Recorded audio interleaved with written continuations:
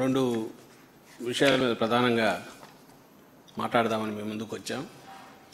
ఒకటేమో వ్యక్తిగతంగా నాకు సంబంధించింది, తర్వాత రాష్ట్రంలో ఉన్న పరిస్థితి మీద. ఈరోజు ఉదయం ఒక సెక్షన్ ఆఫ్ మీడియాలో, ఎల్లో మీడియాలో ప్రముఖంగా, అందులో ముఖ్యంగా ఈనాడులో వచ్చింది లిక్కర్ స్కామ్లో సజ్జల భార్గవరెడ్డి అని. సో నా కుమారుడి మీద వచ్చిన వైల్డ్ ఆరోపణ గురించి నేను చెప్పాలనుకుంది క్లారిఫికేషన్ లాగా, ఎందుకంటే అది రాంగ్ ఇంప్రెషన్ వస్తుంది కాబట్టి చెప్పదలుచుకున్నాయి. ఇంతకుముందు ఇలాంటివి చాలా వచ్చాయి.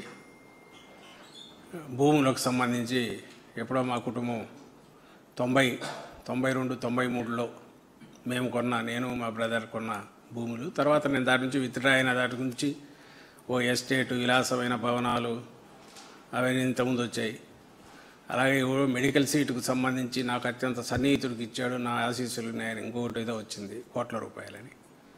ఇంకెవడో భూములు ఎక్కడో 100 కోట్ల భూములు ఎవరో ఇచ్చేశారు, వాటన్నిటిలో నా హ్యాండ్ ఉంది, నాకు దగ్గర వాళ్ళు ఎవరో ఉన్నారని మళ్ళీ అది కూడా వచ్చింది. చాలా వాటికి ఎందుకు రియాక్ట్ కావట్లేదంటే,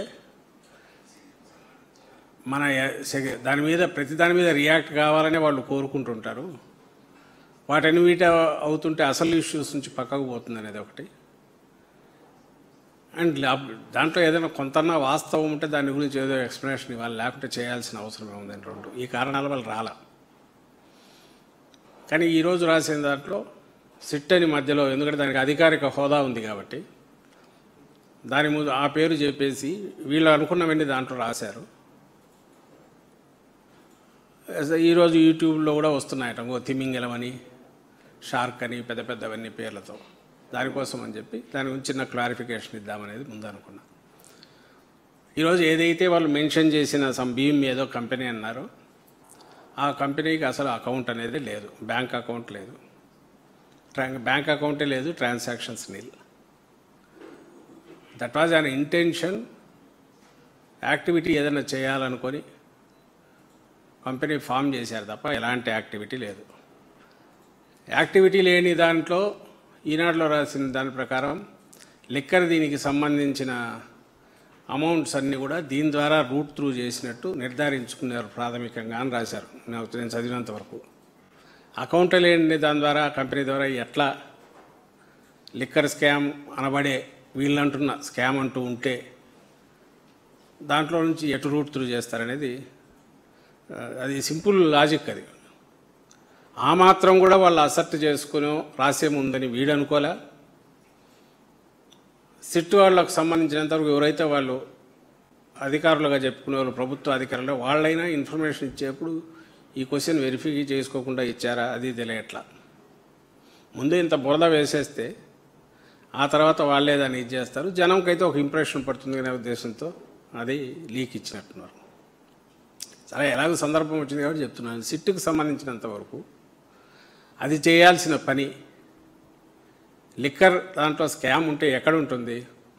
ఆరిజిన్ ఈజ్ కార్పొరేషన్ లెవెల్లో ఉండాలి, పాలసీ లెవెల్లో ఉండాలి. గవర్నమెంట్గానే ఏదన్నా ఉంది అనుకుంటే పాలసీ లెవెల్లో ఎక్కడా లేదనేది వాళ్లకు తెలుస్తుంది. ఎందుకంటే ఓపెన్ ట్రాన్స్పరెంట్గా గవర్నమెంట్ షాప్స్ మాత్రమే పెట్టారు. ప్రైవేట్ వాళ్ళకి ఎక్కడా బెనిఫిట్ చేయలే, ఇప్పుడు చేస్తున్నట్టు. సిండికేట్లకు ఎక్కడా బెనిఫిట్ చేయలే, డిస్టిలరీలకు బెనిఫిట్ చేయలే. కొన్ని వాల్యూమ్స్ పెంచి డిస్టిలరీలకు బెనిఫిట్ చేయలే, రేట్లు తగ్గించో లేదా ఇంకేదైనా చేసి బయట నుంచి వచ్చే లిక్కర్ని అలౌ చేసో అది చేయలేదు, రెవెన్యూ తగ్గలేదు. సో గవర్నమెంట్ పాలసీ రీత్యా ఎక్కడ స్కామ్ అని చెప్పలేకపోయారు. రెండవది, ఎక్కడైనా కార్పొరేషన్ లెవెల్లో ఇంకొకటి అయితే అక్కడ ఇన్వెస్టిగేషన్ జరగాల. డిస్టిలరీలు ఏదైనా జరిగితే అవి క్యాప్టివ్ ఇవే, అవి సంబంధం లేని ఏదో కూరగాయల మార్కెట్లో ఆ రోజు కొనుక్కొచ్చి పెట్టేవి కాదు. వాటికి అలొకేషన్ జరిగినా, పర్చేజ్ చేసినా ఎవ్రీథింగ్ ఈజ్ కంట్రోల్డ్. ఆ డిస్టిలరీ కూడా అన్ని పెంపానల్ అయినవే. కొన్ని అక్కడన్నా ఇన్వెస్టిగేషన్ జరగాల. అక్కడ ఏదన్నా ఉండి దానికి లింక్ అయిన వాళ్ళు ఎవరు అనేది ఎస్టాబ్లిష్ చేయగలిగితే, ఏదైతే మా హయాంలో, జగన్మోహన్ రెడ్డి గారి హయాంలో, చంద్రబాబు నాయుడు ఫైబర్ నెట్కి సంబంధించి కానీ స్కిల్ డెవలప్మెంట్ కార్పొరేషన్కి కానీ డైరెక్ట్ బయటకు అమౌంట్ పోవడము, చంద్రబాబు నాయుడు సంతకాలు ఉండడము అండ్ క్యాబినెట్లో అప్రూవ్ అయిన దానికి భిన్నంగా వాళ్ళు మూవ్ కావడము, రికార్డులన్నీ మాయం చేయడము, కావాల్సిన ఆధారాలు ఉన్న దగ్గర వ్యక్తుల పేర్లు వచ్చినా ఇది దానికి ఒక అర్థం ఉంటుంది. మా హయాంలో మీరు గుర్తు చేసుకుంటే మీడియా వాళ్ళకి చెప్తున్నా, అలాంటి ఎవరన్నా వ్యక్తుల పేర్లున్నా ఇట్లయితే ఏ రోజు కథలు రాలే బయటికి, రోజుకు 10 కథలు. ఎందుకంటే వాస్తవం మీద తీసుకుని ఆ పేర్లు మాత్రమే బయటకు వచ్చాయి. వాటికి సంబంధించి ఎవరైనా క్వశ్చనింగ్కి పిలిస్తే అప్పుడు మాత్రమే దాని గురించి పేపర్లో వార్తలు వచ్చాయి తప్ప పేపర్ల కోసం కథలు వండడము, పేపర్ల కోసం కథలు సృష్టించడం అనేది ఆ రోజు జరగలే. ఎందుకంటే అది రియల్ స్కామ్ కాబట్టి స్కామ్ను అనర్థం చేయడం ఎట్లా అనేది దానివైపు దృష్టి పెట్టారు. ఈరోజు నీకు చంద్రబాబు నాయుడు గారికి అక్కడ స్కామ్ అనేది దొరకట్లా లేదు. లేని స్కామ్ మీద ఏ రకంగా ప్రజల్లో విషం నింపాలా, తలకాయల్లో అది ఎక్కించాలా, దుష్ప్రచారం ఏ రకంగా చేయాలా, ఆ నెగిటివ్ ప్రాపగండా ఎట్లా నడపాలా, ఏదో ఉంది అని ఎట్లా చూపించాలా అనే దాంతో రోజువారీ వరుసపెట్టి కథలు వండి వార్చడం, అవి తెచ్చి ఈనాడు, ఆంధ్రజ్యోతి లేదా టీవీ ఛానల్ 2, 3 వాటిలో ఉన్న వాటిలో అవంతా రోజంతా నడపడం, దానిల మీద డిబేట్లు పెట్టడం అనేది చేస్తున్నారు. అందరం గమనిస్తున్నాం. దానికి కూడా ఏడాది నిండిపోయింది. ఈ రోజుకు దాని గురించి తేల్చట్ల. నిజంగా సిట్ అనేది వీళ్ళు పెట్టింది ఏదైనా ఉంటే ఏం చేయాలి? అది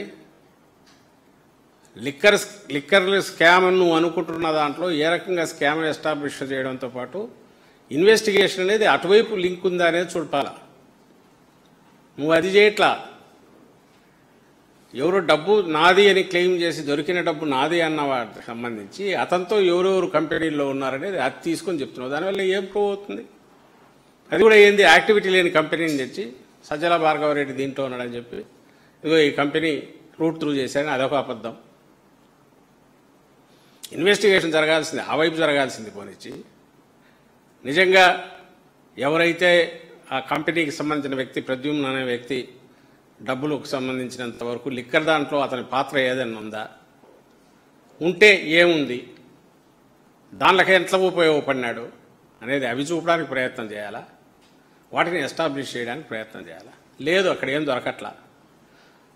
అందువల్ల నాది డబ్బు అని ఆ రోజు ఎప్పుడైతే పట్టుబడిన ఎన్నికలకు ముందు పట్టుబడిన రోజే అర్ధరాత్రే, అప్పటికి ఈ కేసు లేదు, వైఎస్ఆర్సీపీ పోతుంది లేదా వాళ్ళు వస్తారనేది తెలియదు. ఆ రోజే పట్టుబడిన రోజే ఈ అమౌంట్ నాదని అతను క్లెయిమ్ చేసిన అతని మీద అతనికి సంబంధించి ఏ రకంగా ఇంక్లూడ్ చేయాలి, ఇన్వాల్వ్ చేయాలనే ఉద్దేశంతో చెవిరెడ్డి భాస్కర్ రెడ్డి అతనికి చుట్టూ ఒక కథ క్రియేట్ చేసి వాళ్ళ మధ్య లింక్ అందుంటూ ఈ ప్రద్యుమ్న దాంట్లో భార్గవ ఉన్నాడు కాబట్టి ఇది కూడా లింక్ అని అని చెప్తే అది ఏమి ఇన్వెస్టిగేషను? దాన్ని ఏ రకంగా ఇన్వెస్టిగేషన్ అనే పేరు పెట్టుకుంటారు దానికి? ఇది ఎవరైనా ఆలోచించాల్సిన ఇష్యూ. ఇన్వెస్టిగేషన్ అనేది ఎంతసేపు ఉన్నా రైట్ డైరెక్షన్ అంటే వాళ్ళు ఏ సబ్జెక్ట్ మీద పోతున్నారో దాన్ని ప్రూవ్ చేయగలగాలి, దాన్ని దిశగా ఆలోచించగలగాలి. అది చేయట్లేదు అనేది గమనించమని నా కోరిక.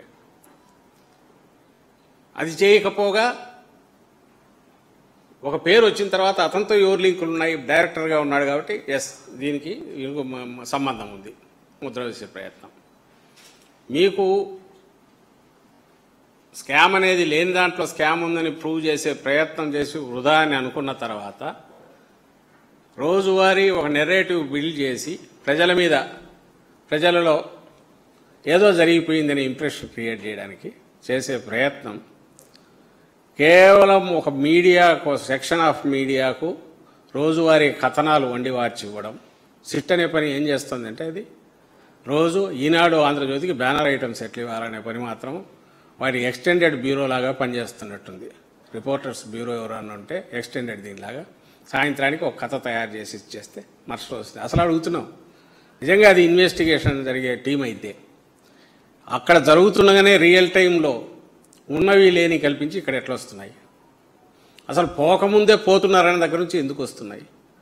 అసలు ఆ పత్రికల ఆఫీసులో కూర్చొని పనిచేస్తున్నాయా, లేదంటే ఆ పత్రికా ఆఫీసులు టీడీపీ ఆఫీస్ నుంచి నడుస్తున్నాయా అనేది కూడా ఆలోచించాలి. చెప్పదలుచుకున్న విషయం ఏంటంటే, ఒకటి ఇందులో ఆ కంపెనీ ఏదైతే ఉందో దాంట్లో ఎలాంటి ట్రాన్సాక్షన్స్ లేవు, దానికి బ్యాంక్ అకౌంట్ లేదు. కాబట్టి నో క్వశ్చన్ డస్ అరైజ్, దాని మీద ఏదో యాక్టివిటీ జరిగిపోయింది, ఎవరికో ఇది చేశారనేది స్కోపే లేదు. అయినా సరే వేశారు కాబట్టి దాని మీద క్లారిఫికేషన్ ఇవ్వాలనుకుంటున్నారు. రెండవ పాయింట్, ఈ ప్రద్యుమ్న అనే వ్యక్తి ఎవరైతే ఉన్నారో ఈయన పూర్వాశ్రమంలో కానీ చాలా కాలం పాటు ఎవరు బయట ప్రపంచానికి తెలిసిందంటే స్టూడియో ఎన్ డైరెక్టర్గా, studio N Telugu channel, TV news channel దాంట్లో one of the directors, active డైరెక్టర్స్గా కూడా మీడియా వాళ్ళకి చాలామందికి తెలిసి ఉంటుంది. అప్ టు 14 వరకు 12 వరకు ఎప్పుడో ఉన్నట్టున్నారు అనుకుంటా, తర్వాత వాళ్ళు అమ్మేసినట్టున్నారు. ఆ స్టూడియో ఎన్ ఛానల్ ఎవరు ప్రమోట్ చేశారనేది కూడా దాదాపు అందరికీ బయట మీడియా సర్కిల్స్లో తెలుసు, బయట కూడా చాలామందికి తెలిసి ఉంటుంది. నారా లోకేష్ చేశారని. నార్నే శ్రీనివాసరావు, ప్రద్యుమ్న అనేవాళ్ళు ఇచ్చేస్తే నార్నే శ్రీనివాసరావు ప్రధాన ప్రమోటర్గా, ప్రద్యుమ్న అనే యాక్టివ్ డైరెక్టర్గా దాంట్లో ఉండి స్టూడియో ఎన్ ఛానల్ మొదలైంది. అంటే ఎవరికైనా క్లోజ్నెస్ అంటే వాళ్ళకు ఉండాలి. నారా లోకేష్ కూడా అతను క్లోజ్ అయి ఉంటేనే అది మొదలై ఉంటుంది ప్రద్యుమ్న అనే వ్యక్తి. దానికి సంబంధించి ఆ తర్వాత జూనియర్ ఎన్టీఆర్ నార్నే శ్రీనివాసరావు గారు ఆయన కుమార్తెను చేసుకున్న తర్వాత వీళ్ళు దాని నుంచి వాళ్ళ మధ్య విభేదాలు రావడం ఏదో జరగడం, ఇదంతా హిస్టరీ ఉన్నట్టుంది. దానికి సంబంధించిన ఆధారాలు ఉన్నాయి. ఇవి పట్టుకొని ఒక కథ అల్లొచ్చు కావాలంటే.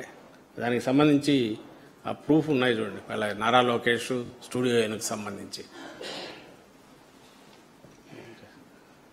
ప్రద్యుమ్న డైరెక్టర్గా నార్నే నెట్వర్క్స్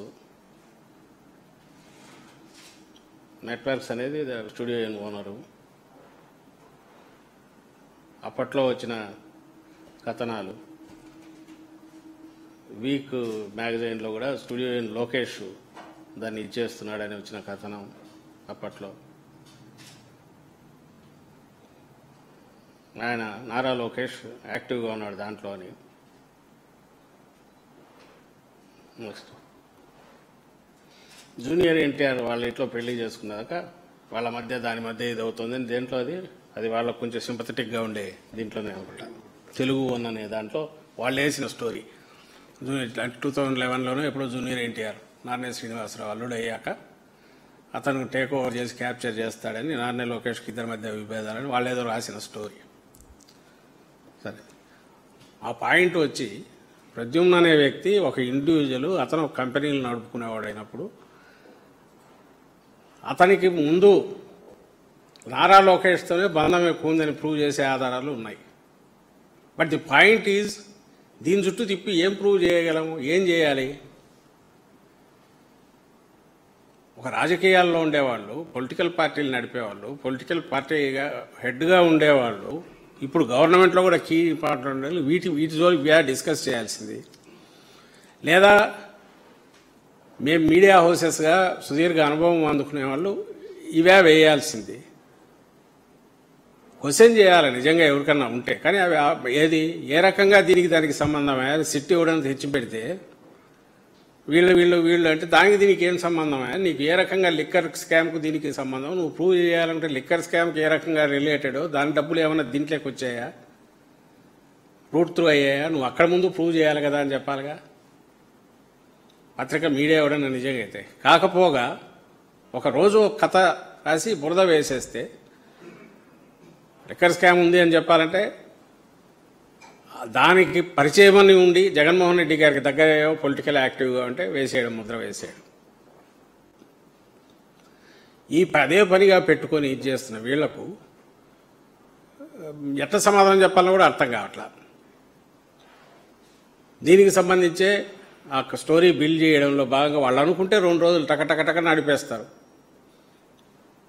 సర్కమ్స్టెన్షియల్ ఎవిడెన్స్ ఏదో ఒకటి ఫోటో ఉన్నా సరే. ఆ మధ్య వెంకటేష్ నాయుడు అని ఒక ఆయన తీసుకొచ్చారు దీంట్లోనే, మీ అందరికీ గుర్తుంటుంది.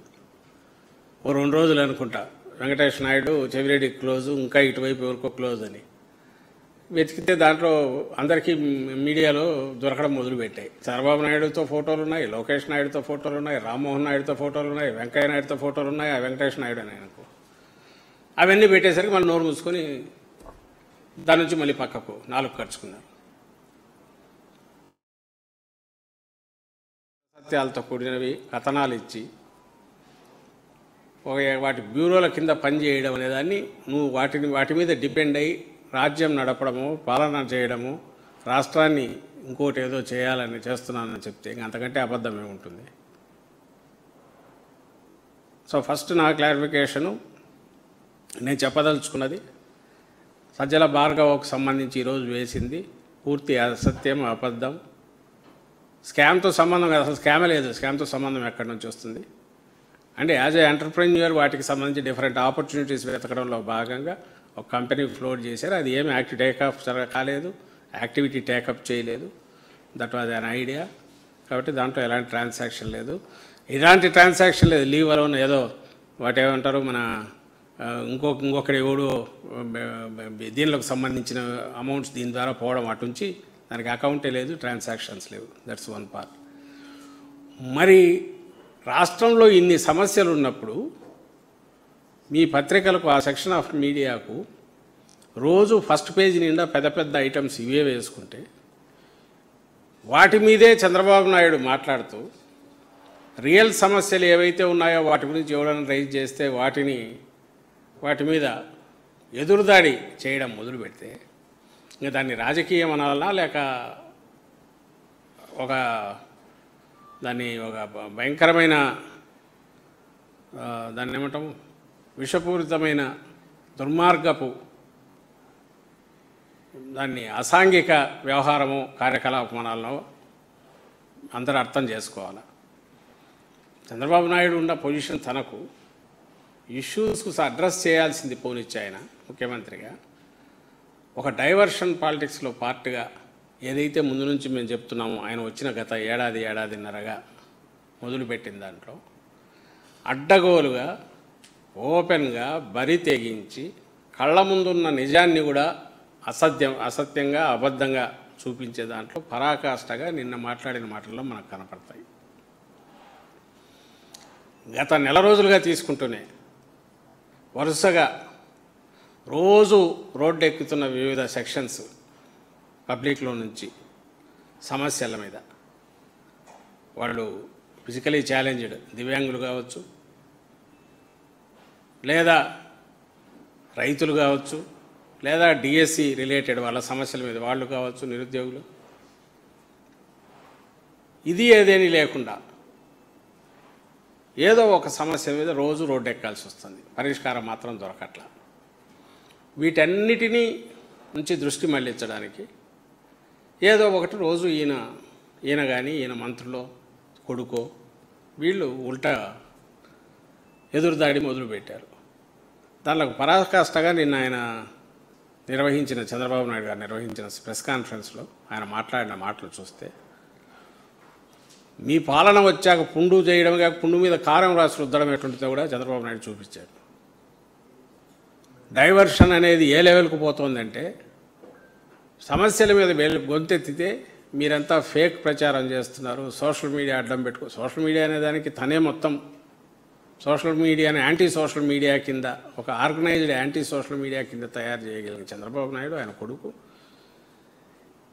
ఈరోజు నిజాల్ని వెలికి తీసో లేకుంటే వాస్తవాలు ఇట్టున్నాయని చూపే ప్రయత్నము ఎవరు చేసినా వాటి మీద ఉక్కుపాదం మోపి ఏ రకంగా మిమ్మల్ని ఇచ్చేస్తాననేది ఓపెన్గా చెప్పి బెదిరిస్తున్నాడు. ఏది రియల్ టైం జరుగుతున్నగా సంవత్సరం క్రితం అయితే మర్చిపోతారనుకోవచ్చు. నిన్న మాట్లాడే మాటల్లో రైతులకు సంబంధించి ఆయన అన్నది, ఆ తర్వాత యాక్చువల్ వాస్తవాలు అనేవి కూడా చూపిస్తా. ఒకసారి చూడండి, చంద్రబాబు నాయుడు మాట్లాడుతున్నారు.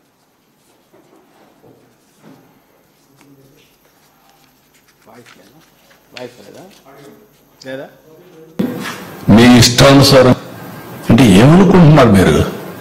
సోషల్ మీడియా ఉందని మీ ఇష్టానుసారంగా వాగితే మీ సమాధానం వాళ్ళన్నిటికీ అలాంటి వాళ్ళని ఏం చేయాలో పగడ్బందీగా ఆలోచిస్తాం.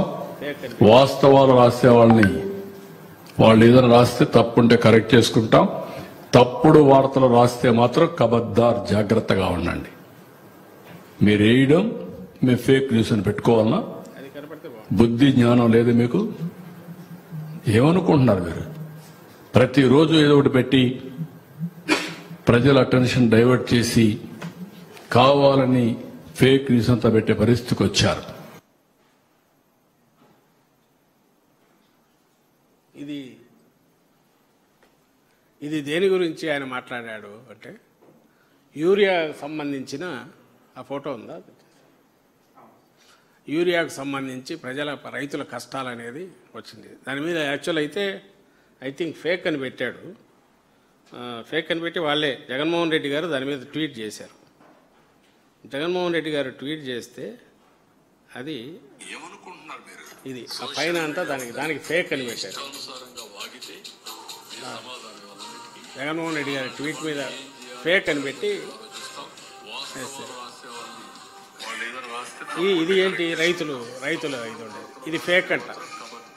అంటే ఎంత గుండె ధైర్యం అతనికి, ఎంత బరితెగింపు చంద్రబాబు నాయుడు గారికి.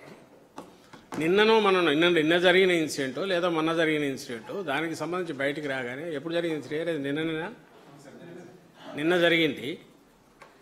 నిన్న ఎక్కడ జరిగింది,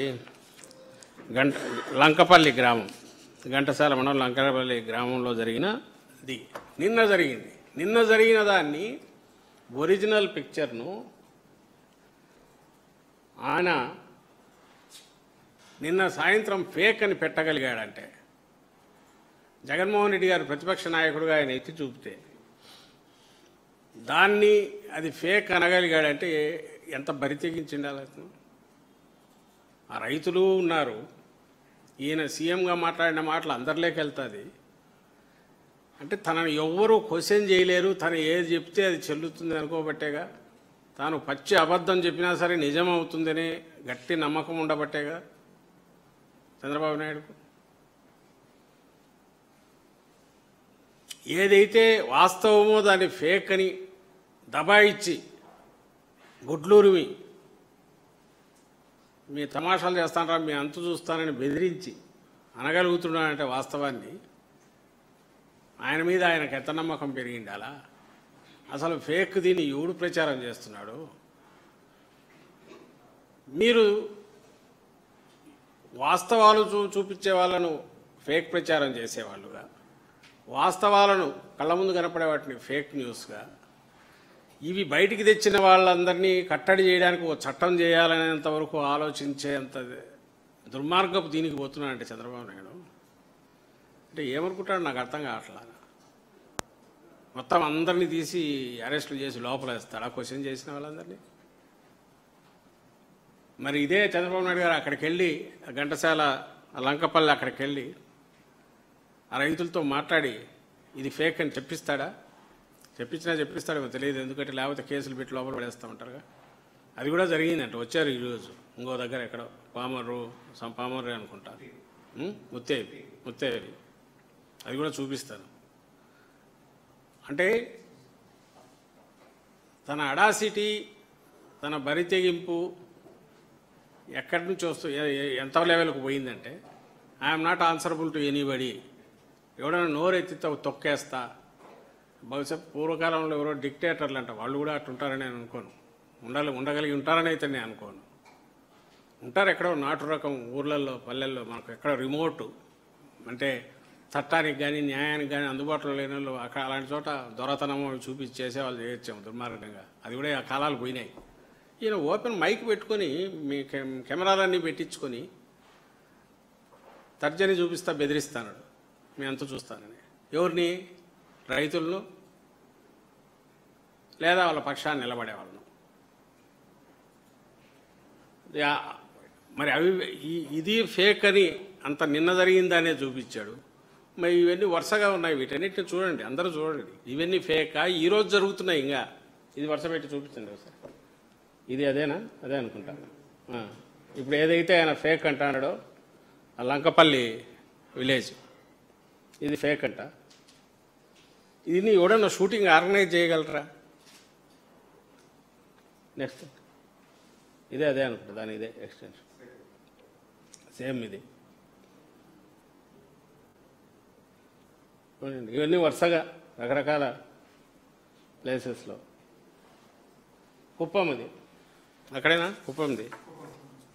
కుప్పంలో చూడండి, మరి ఆయన కాన్స్టిట్యున్సీ అది ఫేక్ అంటే అక్కడ వైఎస్ఆర్సీపీ ఆర్గనైజ్ చేసి షూటింగులు పెట్టి రైతుల వేషాలు వేసి, ఎవడో ఆ మధ్య ఛానల్లో కూడా అంటున్నాడు, వాళ్ళ ఛానల్లో, ఏ ఛానల్ దాంట్లో వైఎస్ఆర్సీపీ జగన్మోహన్ రెడ్డి గారు బయటికి వెళ్ళినప్పుడల్లా ఒక 15,000 మందిని డబ్బులు ఇచ్చి బయట నుంచి మొబిలైజ్ చేస్తుందట.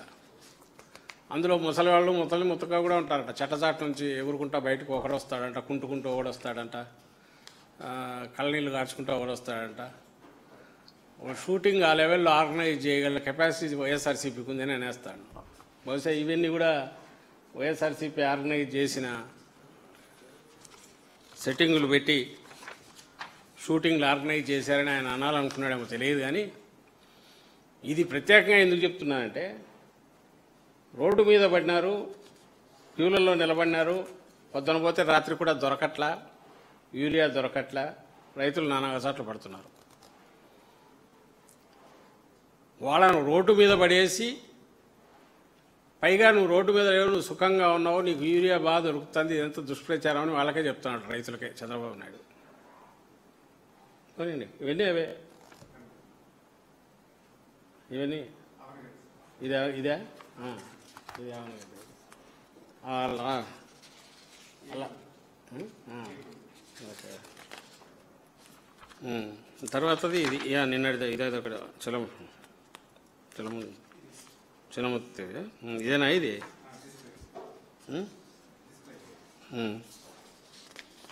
ఇది నిన్నటి ఇన్సిడెంట్ ఇదా? చిన్నముత్తేవి రోడ్డుపై బైఠాయించిన రైతులు యూరియా పంపిణీ చేయాలంటూ ఆందోళన. ఇది కోడూరు మండలం అవనిగడ్డ కోడూరు దేవరాపల్లి అండ్ ఏలూరు జిల్లా కోఆపరేటివ్ సొసైటీ, తాళ్లపూడి మండలం, గజ్జరం దేవరపేట, చిత్తూరు జిల్లా సదు మండలం. టోకెన్లు చూపిస్తున్నారు. రేపల్లె వ్యవసాయ మార్కెట్ యార్డ్ గోడౌన్ వద్ద, సోమందేవపల్లి పి టాక్స్ వద్ద యూరియా కోసం రైతుల పడిగాపులు. డిసిఎంఎస్ ఎరువుల కౌంటర్ ఎక్కడో ఇది ఏలూరు జిల్లా డిసిఎంఎస్ దగ్గర డోర్లు కొడుతున్నారు. ఇది లాస్ట్ది. నిన్న ఏదైతే ఆయన మెన్షన్ చేసి కూడా మాట్లాడినట్టున్నాడు దాని మీద, ఏది రైతులకు సంబంధించి దాన్ని మెన్షన్ చేస్తూ మాట్లాడి, చిన్నముత్తేవి పామరు కదా, చిన్నముత్తేవిలో లారీని అడ్డుకున్న వారిలో జనసేన టీడీపీ కార్యకర్తలు. ఇది మా సాక్షాత్తు ముఖ్యమంత్రి తన ఏ స్థాయికి దిగజారిపోయినాడంటే, మన ఆ రోజు 2వ తేదీ రాత్రి లారీ అక్రమంగా పోతోందని తెలిసి రైతులందరూ పోయి దాన్ని అడ్డం పడి ఆపితే లారీ వాడు డ్రైవర్ పారిపోయినాడు. పోలీసులు వచ్చారు అక్కడ అందరూ ఉన్నారు. అందులో అన్ని పార్టీల వాళ్ళు ఉన్నారు, రైతులుగా మూవ్ అయినారు వాళ్ళు. ఇప్పుడు ఆ సర్కిల్ చుట్టూ టీడీపీ జనసేన వాళ్ళు ఉన్నారు, వైఎస్ఆర్సీపీ వాళ్ళు ఉన్నారు, ఏదో పార్టీకి చెంది ఉంటారు విలేజ్లో. వాళ్ళందరూ పోయి అడ్డగించినారు. క్లియర్గా తెలుస్తోంది, నిజంగా లారీ వాడిది కరెక్టు, వీళ్ళది తప్పైతే పోలీసులు వీళ్ళని తరిమేసేవాళ్ళు, లారీని వదిలేసేవాళ్ళు. లారీని సీజ్ చేశారు, వీళ్లను రైతులతో మాట్లాడి భుజగించారు, నచ్చజెప్పాలని చేశారు. అక్కడ ఉన్న ఇది అక్రమంగా తరలించాలని చూస్తే రైతులుగా అడ్డపడిన దానికి విజిలెన్స్ వాళ్ళు చేయాల్సిన పని రైతులు చేస్తే, వాళ్ళు ఏ పార్టీ వాళ్ళన్నా కావచ్చు, అందులో టీడీపీ వాళ్ళు ఉన్నారు, కావాలంటే పేర్లు కూడా తెప్పించుకోవచ్చు, జనసేన వాళ్ళు ఉన్నారు. దాన్ని యాక్చువల్గా అభినందించాల్సింది పోనిచ్చి, మరుసటి రోజు సరే కింది లెవెల్లో వాళ్ళు టీడీపీ కొంతమంది రైతులను పిలుచుకొని ఇదంతా సక్రమమైన రాయించుకున్నారంట. దట్స్ లోకల్ ఏదో జరిగినట్టుంది. ఈ ఇన్సిడెంట్ నుంచి ఏమాత్రం ఇంగితం ఉన్న నాయకుడైనా ఏం జరుగుతుంది కిందని చెక్ చేసి సెటరైట్ చేసే చర్యలు చేస్తాడా? ముఖ్యమంత్రి స్థాయిలో ముఖ్యమంత్రి కుర్చీలో కూర్చున్న వ్యక్తి ఇందులో పార్టిసిపేట్ చేసి వైఎస్ఆర్సీపీ వాళ్ళు కావాలని అడ్డుకున్నారు ఎరువుల దీన్ని అని చెప్పి పేర్లు పెట్టి, సాధారణ రైతులు వైఎస్ఆర్సీపీ అభిమానులే కావచ్చు, వాళ్ళ పేర్లు చెప్తాడా? బెదిరించడం కదా ఇది. అంటే మేము అనుకుంటే ఏవైనా చేస్తామని ఈయన నువ్వు ముఖ్యమంత్రి అసలు తనకు వచ్చిన ఒక అవకాశాన్ని వాడుకొని దాన్ని సెటరైట్ చేయాల్సిన, తన దృష్టికి వచ్చిన సమాచారాన్ని తీసుకొని సెటరైట్ చేయాల్సిన వాడు హెచ్చరిస్తున్నాడు. వీళ్ళంతా వైఎస్ఆర్సీపీ వాళ్ళని. మరి దాంట్లో జనసేన టీడీపీ వాళ్ళు ఉన్నారు. దాని గురించి ఏం చెప్తారు చంద్రబాబు నాయుడు? వాళ్ళ ఎస్ఐ వాళ్ళతో మాట్లాడుతున్నారు, టీడీపీ నాయకులు మాట్లాడుతున్నారు. చంద్రబాబు నాయుడు ఛాలెంజ్ చేస్తున్నాం, కావాలంటే పేర్లు పెట్టి వాళ్ళని పిలిపించి చూపిస్తాం. ఆయనకు ఇది ఉంటే కనుక దానికి రెస్పాండ్ ఏమవుతారో ఆయన ఆలోచించుకోవాలి. వాళ్ళల్లో ఎవరెవరు ఉన్నారు, వాళ్ళ పేర్లు టీడీపీ నాయకులా కాదా అనేది. అసలు అన్నిటికంటే ముఖ్యంగా ఒకవేళ లారీ సక్రమమైంది అయితే ఎరువులు గన వాటి సక్రమంగా ఉండి వీళ్ళు తప్పు పని చేస్తుంటే రైతులు, పోలీసులు వచ్చి వీళ్ళను బుజ్జగింపుగానో మాట్లాడుతూ ఉంటారా, తరిమేస్తారా? Common sense question. ఒకవేళ లారీ అంతా సక్రమంగా ఉంటే దాన్ని ఆడ వదిలేసి వాడు డ్రైవర్ ఎందుకు పరారవుతాడు? ఇది బేసిక్ క్వశ్చన్. సో నీ సమస్య నీకుంది, నువ్వు చేసిన హ్యాండిల్ చేసే దాంట్లో ఏదో పొరపాటు ఉంది. పొరపాటు కూడా ఏముందాడా? ఇంటెన్షనల్గా నువ్వు చేస్తున్నావు.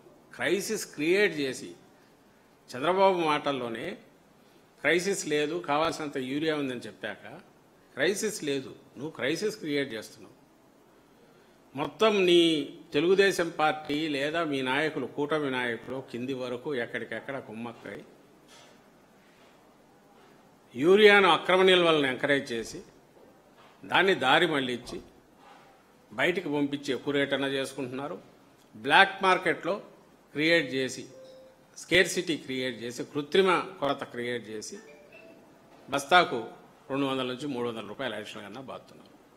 దాంట్లో వాటాలు పోతున్నాయి. అది ఓపెన్గా కనపడుతుంది. ఓపెన్గా కళ్ళ ముందే నువ్వు ఇచ్చే ప్రయత్నం చేసేది అటోది. క్రైసిస్ అనేదాన్ని ఉన్నదాన్ని ఎలాగో ఎక్స్ప్లాయిట్ చేస్తున్నారు వీళ్ళు. ఇప్పుడు మన దివ్యాంగులకు సంబంధించి అన్నారు కదా, పెన్షన్ ముందు కట్ చేస్తాం అనర్హులు అనేది ఒక వార్తలు రాయిస్తారు, మళ్ళీ అర్హులకి పెన్షన్ అంటారు. అర్హులు అనడం కోసం ఒక్కొక్కటి నుంచి డిపెండింగ్ ఎంత అమౌంట్ పే చేస్తారో ఇంత పర్సెంటేజ్ అయినా తీసుకుంటున్నారు.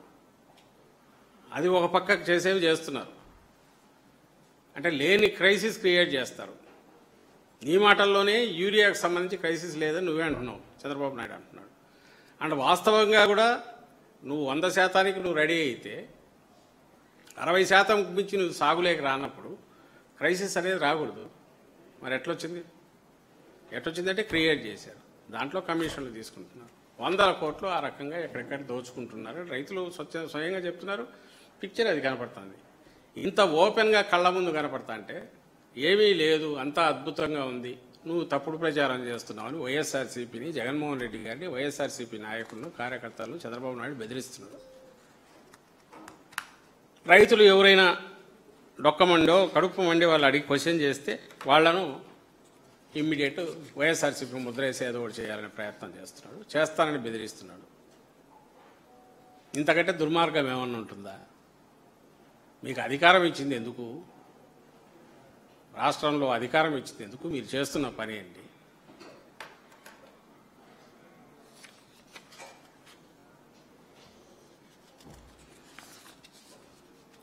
ఈ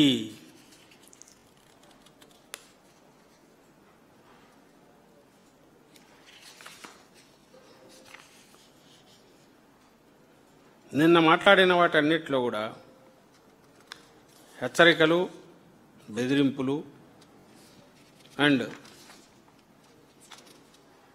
ఫేక్ ఇది చేస్తే మీ రొక్క చేస్తామని బెదిరింపులు.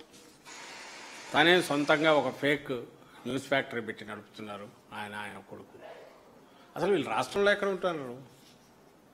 5 డే వీక్ అనేది ఎంప్లాయీస్కి ఏదో కష్టాలని అప్పుడు పెట్టిన దాన్ని పొలిటికల్ లీడర్షిప్ కూడా వీకెండ్ రాకముందే వారంలో 3 రోజులు 4 రోజులు ఏదో బయటకన్నా పోతున్నారు, లేదంటే హైదరాబాద్ అన్నా పోతున్నారు. తండ్రి ఉండడు, కొడుకు ఉండడు, ఉప ముఖ్యమంత్రి ఉండడు. రాష్ట్రంలో అడ్మినిస్ట్రేషను అంటే గెస్ట్ లెక్చరర్లుగా అప్పుడు ఎట్లా నడిపినారు, ఇప్పుడు ఎట్లా నడుపుతున్నారు. ఇష్యూస్ గురించి ఎవరన్నా నోరెత్తితే బాగా పచ్చగా ఉన్నదాన్ని అబద్ధ ప్రచారం చేస్తున్నారని దానికి ఉల్టా తిరుగుదారి చేస్తున్నారు. సో అందరూ ప్రశాంతంగా బ్రహ్మాండంగా ఉంది రాష్ట్రం. ధర్మం 4 పాదాల నడుస్తుంది. ఏది కావాలన్నా చంద్రబాబు నాయుడు సర్ప్లస్ అన్నీ ఇస్తున్నారని తృప్తి పడాలా. జయజయలు పలకాల ఇది ఆయన కోరుకున్నట్టుంది. కానీ వాస్తవం అట్లేదనేది కనపడుతుంది. వాస్తవం అట్లేదనేది మొహం మీద గుద్దినట్టు కనపడి ఆయనకు రోజుకు జనంలో ఉంచేది వస్తుంది ఆ వ్యతిరేకత. దీని నుంచి డైవర్ట్ చేయడానికి ఈ స్కామ్ అని ఆ స్కామ్ అని, ఆ స్కామ్లో ఈ కథ, ఈ స్కామ్లో ఆ కథ అని చెప్పి ఒక దాంట్లో మసాలాలన్నీ జోడించి తన మీడియా లేదా సోషల్ మీడియా ద్వారా అవే ఇష్యూస్ అన్నట్టు ప్రచారం చేస్తాడు. ఓ ముఖ్యమంత్రి నోట రైతుల సమస్యలకు సంబంధించి ఒక సాధారణ రైతులు పోయి నిలదీసిన దాన్ని వీలైతే పొగడగలిగితే అరే బాగా చేశారు వాళ్ళు అనగలిగితే అది కరెక్ట్ అవుతుంది. కానీ నేను గుర్తిస్తున్నాను సామాన్యులు చేసేదని బెదిరింపులకు దిగడం అంటే ఇంకా ఒక చిన్న సైజు చిరుద్యోగి ఎవడో ఒకడు పవర్ ఉన్న పోలీసు డిపార్ట్మెంట్లో చిరుద్యోగో ఇంకోరో చిన్న కానిస్టేబుల్ బెదిరించకు ముఖ్యమంత్రి బెదిరింపులు ఆ స్థాయికి పోతే ఆయన ముఖ్యమంత్రిగా ఎట్లా గౌరవించాలా? నిన్న మాట్లాడిన మాటల్లో అందరూ గమనిస్తే 90% బెదిరింపులే ఉన్నాయి, హెచ్చరికలే ఉన్నాయి. ఏదేదో మాట్లాడుతున్నాడు. గులకరాయి అంటాడు, గొడ్డలి వేట అంటాడు, ఏదేది కోడికత్తి అంటాడు. ఆయనకాయన పేర్లు పెట్టుకున్నవన్నీ దడాని జగన్మోహన్ రెడ్డి గారిని ఫేక్ అనేది వాళ్ళ నోటు తెలిస్తేనే ఫేక్. యాక్చువల్ మనం పెట్టాలి పేరు ఆయనకు ఫేక్ అని ముందే పెట్టేసినాడు. జగన్మోహన్ రెడ్డి గారు ఉన్న 5 ఏళ్ళు రియాలిటీలో జగన్మోహన్ రెడ్డి గారు చూపిన వాటిని తిప్పికొట్టి అదంతా ఫేక్ అనేది క్రియేట్ చేసే ప్రయత్నం చేశాడు. తర్వాత ఇప్పుడు 1.5 ఏళ్ళ అయినా కూడా ఇంకా జగన్మోహన్ రెడ్డి గారిదే నడుస్తుంది పాలన అంటాడు. జగన్మోహన్ రెడ్డి గారి దీనివల్లే ఇదంతా నడుస్తుంది అని ఇప్పుడు చెప్తున్నాడు. ఈయన ఇట్లున్నారంటే ఈయన కొడుకు ఈయన కూడా నువ్వు స్టేట్ ఇష్యూస్ మీద మాట్లాడతావా, పర్సనల్ ఇష్యూస్ మీద మాట్లాడతావా? పర్సనల్ తప్ప ఏ రోజన్నా స్టేట్ ఇష్యూస్ మీద వాళ్ళు మాట్లాడుతున్నారా? స్టేట్ ఇష్యూస్ మాట్లాడడం అంటే ఏంటంటే ఆర్టిఫిషియల్ ఇంటెలిజెన్సు, ఇంకోటి ఏది క్వాంటమ్ కంప్యూటింగు, ఇట్లాంటివి క్వాంటమ్ వ్యాలీ ఏదో తీసుకొస్తాననేది, ఇంకో బుల్లెట్ ట్రైన్ అయిపోయినట్టుంది, ఇంకోటి ఏదో వచ్చినట్టుంది, సూపర్ సోనిక్, ఇట్లాంటివి ఈ పేర్లు ఏవో వస్తుంటాయి. లేదా ప్రపంచంలో ఏ ఆవిష్కరణ జరిగినా అదంతా ఇక్కడే జరిగిపోయినట్టు ఏవి జరుగుతుంది ఒకవేళ రాష్ట్రం గురించి మాట్లాడాల్సి వస్తే.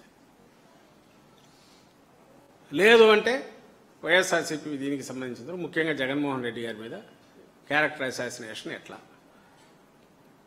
ఈయన మించినోడ కొడుకు తయారాడు. సరే అప్పట్లో ఫస్ట్లో 14-19 మధ్య అంటే నేరుగా రావడం మంత్రి అయ్యాడు అనుకుంటే, ఈసారి శాసనసభ్యుడిగా గెలిచాడు అండ్ మంత్రి అయ్యాడు. తండ్రి వారసుడుగా కూడా ఆల్మోస్ట్ ఐ థింక్ పగ్గాలు తీసుకున్నట్టే ఉంది. డిఫాక్టో సీఎం లాగా తనే నడుపుతున్నట్టే ఉంది. సీఎంఓలో కూడా డెసిషన్స్ ఏదైనా మళ్ళీ ఈయన దగ్గరికే పోవాలని అంటున్నారు, లోకేష్ దగ్గరికే పోవాలి, ఆయన ఆఫీసే సీఎంఓలాగా నడుస్తుంది అంటున్నారు. అది వాళ్ళ ఇంటర్నల్ అఫేర్.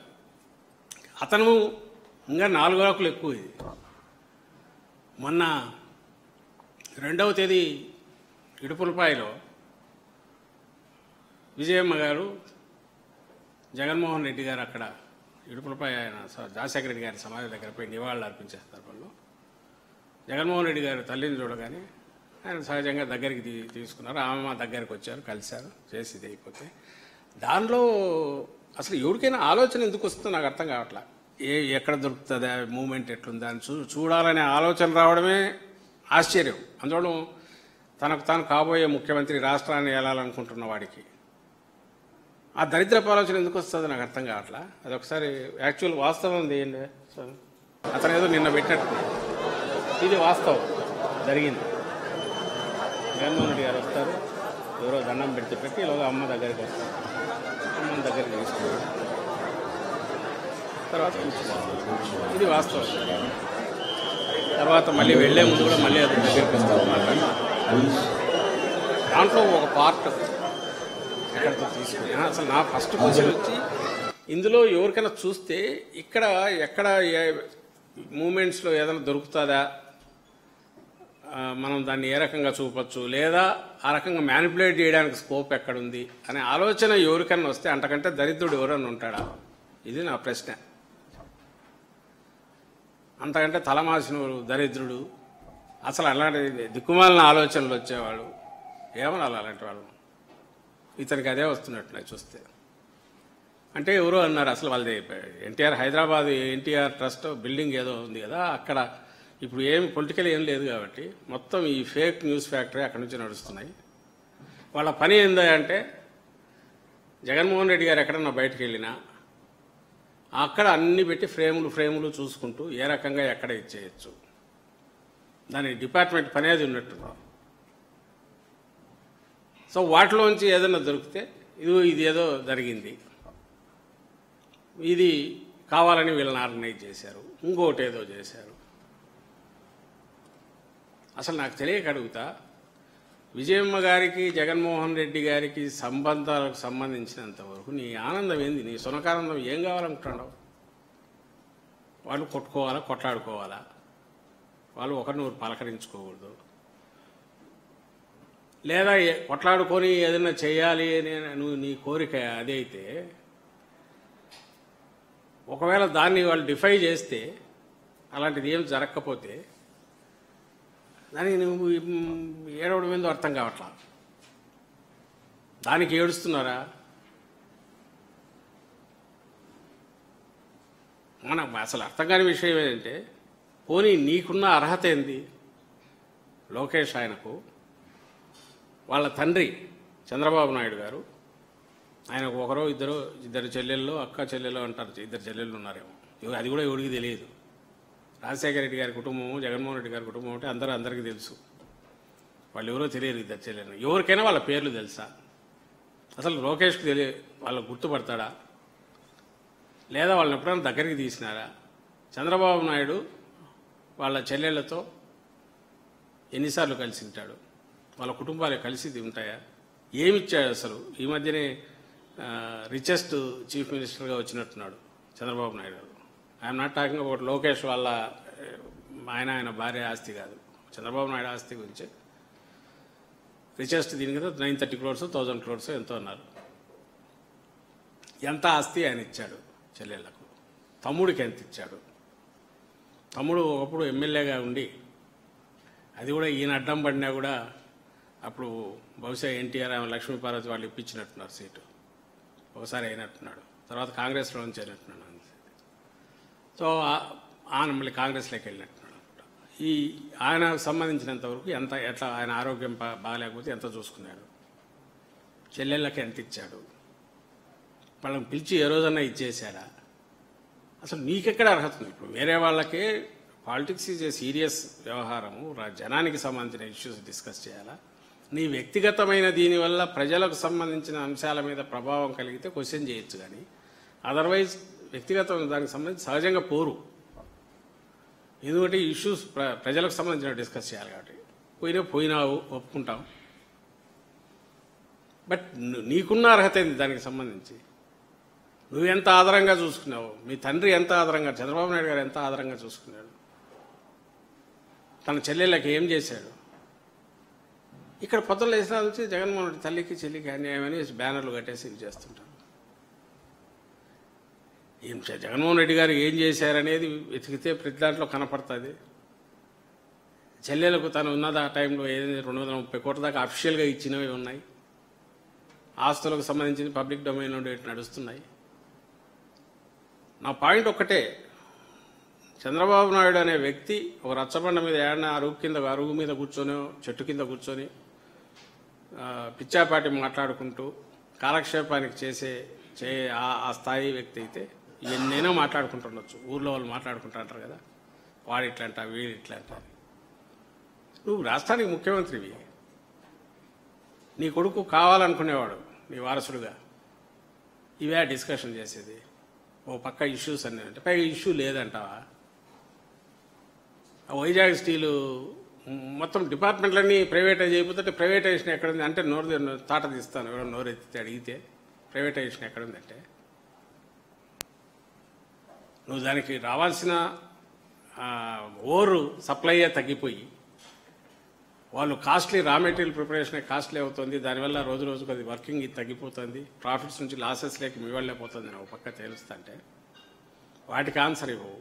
రెండో పక్క 32, 33 ఇచ్చారు అంతకుముందు కొన్ని డిపార్ట్మెంట్లు అయినాయి. ఆల్మోస్ట్ ఆల్ డిపార్ట్మెంట్స్ ప్రైవేటైజ్ అయిపోతుంటే నువ్వు ఎక్కడ ప్రైవేటైజేషన్ అయింది, ఎవడన్నా ప్రైవేటైజేషన్ అంటే మీ తాట తీస్తా అబద్ధాలు ఆడతానంటే ఎట్లా చెప్పాలని వచ్చేసి. సో చంద్రబాబు నాయుడు నెక్స్ట్ 3 ఏళ్ళు 4 ఏళ్ళు నాకేమీ డోకా లేదు, నేను ఏం చేసినా చెల్లుతుంది, లేదా నేను ఏ రకంగా నా పాలనలో రాచి రంపాన పెట్టిన ఎవడు క్వశ్చన్ చేయడానికి వీలు లేదు, చేస్తే వాళ్ళను ఏ రకంగా తొక్కి నారదీస్తాను, ఇవి అంటూ ఓపెన్గా బెదిరించడం దుర్మార్గానికి పరాకాష్ట. ఆయనకు చేతనైతే వీటిని పరిష్కారం చేసే దిశగా సమస్యలు ఉన్న వాటిని, ముఖ్యంగా ఇప్పుడున్నది రైతులకు సంబంధించి దాని మీదనే ఇష్యూ, అంత బర్నింగ్ ఇష్యూ ఉంది కాబట్టి రేపు 9వ తేదీ వైఎస్ఆర్సీపీ తరఫున రాష్ట్ర వ్యాప్తంగా కూడా ఈ రిప్రజెంటేషన్లు ఇచ్చే కార్యక్రమం, రైతులను కూడగట్టి రైతులను తీసుకొని యూరియా కష్టాలు ఎట్లా ఎక్స్ప్రెస్ చేస్తూ నిరసన వినిపిస్తూ ప్రభుత్వాలకు రిప్రజెంటేషన్లు ఇవ్వాలని కూడా నిర్ణయం తీసుకున్నాం. ఇవన్నీ ఎలా జరగగలుగుతున్నాయంటే ఇష్యూ ఉంది కాబట్టి. నువ్వు ఇష్యూ లేదు, అంతా బాగుంది, సమస్య లేదు అని చంద్రబాబు నాయుడు అన్నంత మాత్రాన లేకుండా పోలేదు. ఆ విషయం గుర్తించాలని కోరుతున్నాం. దబాయించినంత మాత్రాన ఏది నిజాలు అయిపోవు. మీరు ఫేక్ అనేది చెప్తున్నారో ఆ ఫేక్ మీరు అంటే చంద్రబాబు నాయుడు గారు, మీరు చేస్తున్నది ఫేక్, మీరు వ్యవహరిస్తున్న స్టైల్ ఫేక్. ఇక్కడ జరుగుతున్నది వాస్తవం ఏదే అంటే పాలన అనేది లేదు, అరాచకం, అడ్డగోలుగా ఒక కమిషన్ల రాజ్యం, మాఫియా రాజ్యం నడుస్తుంది. ఏ రకంగా దోచుకోవాలా, ఎక్కడి నుంచి ఇచ్చేయాలా, ప్రతి దాంట్లోంచి ఆదాయం ఎట్లా రాబట్టాలా, కమిషన్లు ఎట్లా లాక్కోవాలా, కింది స్థాయి నుంచి పై స్థాయి వరకు, వాళ్ళు కార్యకర్తగా పిలుచుకునే తెలుగుదేశం కింది స్థాయి నాయకుడి నుంచి పై వరకు దీంట్లోనే బిజీగా ఉన్నారు. సెంట్రలైజ్డ్ దాంట్లో నుంచి వాటా నీకింత నాకెంత పైకెంత కమిషన్లు పోతున్నాయి. 1000 కోట్లు. మన ఎవరో అంటున్నారు 2-3 ఎమ్మెల్యేలు చాలు వాళ్ళకు ఫిక్స్డ్ ఇన్కమ్ ఏర్పాటు చేసిండేది చంద్రబాబు నాయుడు, దాంతో బీహార్ ఎలక్షన్స్ కూడా చేసుకోవచ్చని. చేసిన ఆశ్చర్యపోవచ్చులే, దేన్ని వదలట్లే, అన్నిట్లో ఇచ్చేస్తున్నారు. ఎవరైనా నోరెత్తితే నిన్న రైతులు వచ్చి కూడా అంటున్నారు, ఎవరైతే దీన్ని ఫేస్ చేసినారో వాళ్ళల్లో అదేది పామరు కాన్స్టిట్యున్సీకి సంబంధించి తెలుగుదేశం నాయకులు ఫోన్ చేసి అడుగుతున్నాడు, మీకేం ఇది ఏమైనా చేస్తే కేసులు పెడితే తట్టుకుంటారా అని. అంటే నీ రెడ్ బుక్ ఇది అనేది నువ్వు ఓపెన్గా ఒక రౌడీ కదా ఎట్లా బిహేవ్ చేస్తాడో అట్లా కేసు పెట్టి లోపలేస్తే ఏం చేస్తారు? 10 మందిని వేస్తే భయపడతారు, 20 మందిని వేస్తే 100 మందిని, 200 మంది, 1000 మంది, 1,00,000 మంది వేస్తా పోయినారు. ఎంతమందిని వేస్తావు? నీకు ఎంతమందిని బెదిరిస్తావు? ఎంతమందిని వేయగలవు? ఎంతమందిని బెదిరిస్తావు? అంతకుమించి చేయగలిగింది ఏముంది? వైఎస్ఆర్సీపీ కార్యకర్తలు, వైఎస్ఆర్సీపీ నాయకులది అయిపోయింది. ఇప్పుడు సామాన్యుల మీద పడి వాళ్ళను బెదిరిస్తున్నారు. నోరెత్తితే వైఎస్ఆర్సీపీ ముద్ర వేసి వాళ్ళందరినీ హెరాస్మెంట్ చేస్తామన్నారు. అది దీని వరకు పనిచేస్తుందేమో. ఎందుకు వచ్చిన గొడవ వీళ్లతో మితి మీరుతుంది, మితి మీరింది ఇప్పటికే. దీని ఇంపాక్ట్ ఎట్లుంటుంది అనేది రాబోయే రోజుల్లో అతనికే తెలుస్తుంది. అండ్ 2-3 ఏళ్ళు ఆగిన తర్వాత ఎలాగో ఆ ప్రజా కోర్టులో అక్కడే తీర్పు కూడా వస్తుంది. ఆ వచ్చిన తర్వాత ఆ మ్యూజిక్ సౌండ్ ఎట్లుంటుంది అనేది ఎవరైతే వీళ్ళ కింద వీళ్ళు చెప్పినట్టు పనిచేసే అధికారులకు కానీ, లేదా వీళ్ళ సైజు వీళ్ళ ఎండ చూసుకొని చంద్రబాబు నాయుడు ఆయన కొడుకు లేదా నాయకుల ఎండ చూసుకొని పనిచేస్తున్న వాళ్ళ అధికారులది కానీ లేదా కార్యకర్తలు, వాళ్ళందరికీ కూడా ఆ రోజు ఆ పిక్చర్ ఈస్ట్మన్ కలర్లో కనపడే రోజులు వస్తాయి. ప్రజలకు సంబంధించినంత వరకు సమస్యల మీద రెస్పాండ్ కాలేకపోతే దాన్నే ఆసరా చేసుకుని మా జోబులు ఎట్లా నింపుకోవాలని వీళ్ళు ఆలోచించడం మొదలుపెట్టిన రోజే వీళ్ళ పతనం ఆ రోజే డిసైడ్ అయిపోయింది. అది సంవత్సరానికి పాలన ముగియకముందే ఆ అంకం మొదలైంది, తుది అంకం. సో రాబోయే రోజు పిక్చర్ క్లియర్గా కనపడుతుంది. అది ఆయనకు కనపడుతున్నట్టుంది, అందుకే మరీ బరి తెగిస్తున్నట్టున్నాడు రోజు రోజుకు.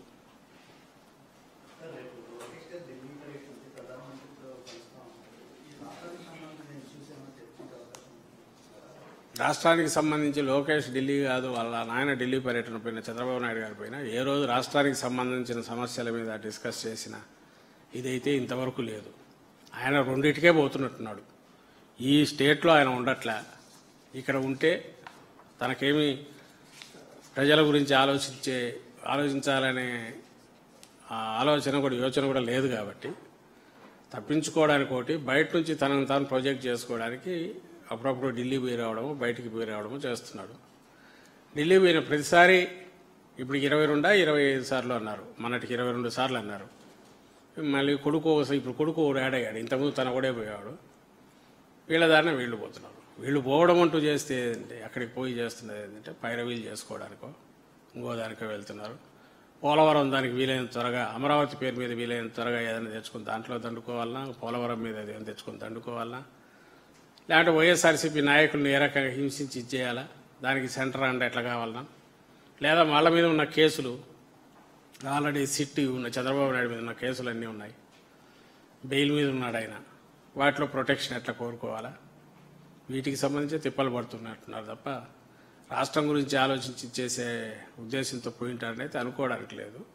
తండ్రి అవసరమైతే తండ్రికి ముందు ఇప్పుడు కొడుకు పోతున్నాడు.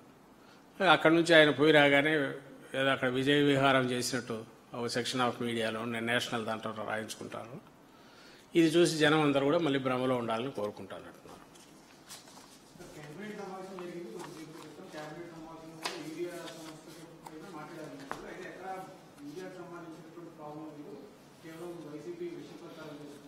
అందుకే మేము క్వశ్చన్ చేస్తున్నది, యూరియాకు సంబంధించి నిజంగా లేదనుకుంటే మేము ఇప్పుడు చూపించిన విజువల్స్ కానీ లేదా ఈరోజు జరుగుతున్నవి కానీ, నాకు తెలిసి ఈరోజు కూడా ఎక్కడికెక్కడ రోడ్లు ఎక్కినారు.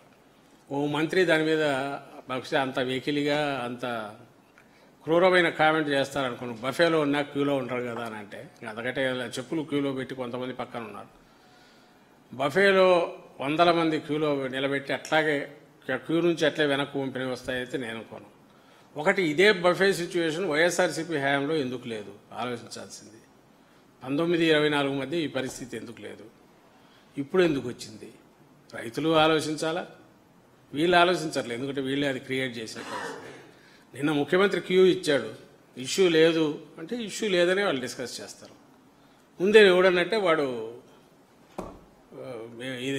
ద్రోహి, రాజద్రోహి, దేశద్రోహి కింద వాడిని ట్రీట్ చేస్తారు. సో వాళ్ళు లేదన్నారు, అంత సుందరంగా ఉందంటే సుందరంగా ఉంది.